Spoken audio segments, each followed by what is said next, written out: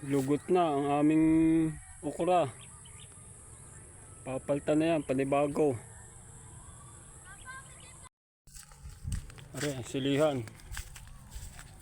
Medyo madaming bunga. Kulang lang sa tubig na. Kailangan ng tubig.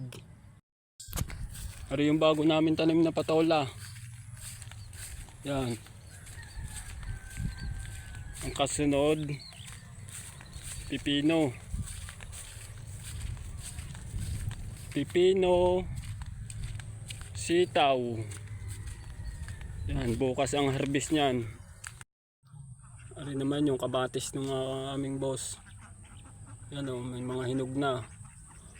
Sa may gusto, i-chat lang ako.